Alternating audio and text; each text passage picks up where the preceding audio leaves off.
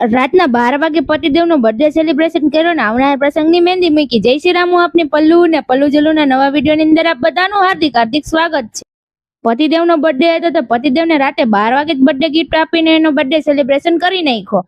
પતિદેવને 12 વાગે birthday gift આપ્યું તો પતિદેવ કે આટલું બધું પલ્લુ તું ક્યારે લઈ? મેં કીધું હું ક્યારેક લેવું ને ત્યારે તમારાથી છુપાઈ પતિદેવનું 12 વાગે કેક કટિંગ કરી નાખ્યું ને આપી દીધી મોટી સરપ્રાઈઝ. પતિદેવનો બર્થડે તો તમે બધા લખી નાખજો પતિદેવને હેપી બર્થડે, કારણ કે આપણે વિડીયો મૂકવામાં થોડાક થઈ ગયા છે લેટ. બીજા દિવસનો શુક્ર કૂદી ગયો ને આજનો હતો પતિદેવનો બર્થડે તો સવારના વહેલા ઉઠે ભગવાનને જે વાલા કરી નહીં. ભગવાનના જે વાલા કરીને આખો દિવસ મજૂરીમાં કેમ હોઈ ગયો ને કઈ ખબર જ ન પડે. પતિદેવના બર્થડેમાં આપણે ખાલી ઢોસા ઉસે સિમ્પલ આપણે ઢોસા ખાવા આવી લાગી.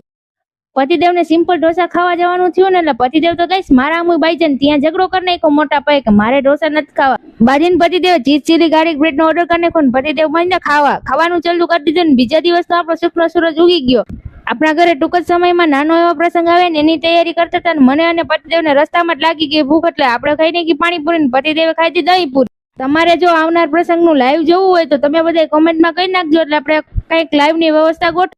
પ્રસંગ હવે નજીકમાં જતો ને મેં ઘર નાખી મહેંદી, કારણ કે મહેંદી વગર તો બધા પ્રસંગ અધૂરા, એટલે આપણે ઘર નાખી મહેંદી. જો સ્વસ્તિક ને બધું દોરાવીને હજી તો આપણે મહેંદી કરી ન લઈને ત્યાં તો આપણી જોડે રમવા બે ઢીંગલીઓ ગયા. આપણે એની વાર થોડી વાર વાતું કરીને એ તો બે છે ઠંડાથી રમતી હતી. ઢીંગલીઓ વહી ગયા એના ઘરે ને આપણે ખાવાનું કામ કરવાનું હતું તો પતિદેવે આપણે આટલું મેંગી ભાત બનાવી નાખ્યા. હું અને પતિદેવ મેચ જોતા ફાઇનલ ખાવા બેસ. મેં અને પતિદેવે જમી લીધું ને ત્યાં તો આરસીબી જીતી ગયું. આજના મિનિમમ આટલું અને મોર મિની લોક જોવા માટે અમારી ચેનલને કરી દેજો સબસ્ક્રાઇબ અને આ કોમેન્ટમાં જરૂર ભૂલતા નહીં તમારે અમારે આવનાર પ્રસંગનું લાઈવ જોવું છે કે નહીં. બાય બાય, જય શ્રી રામ, ટેક કેર.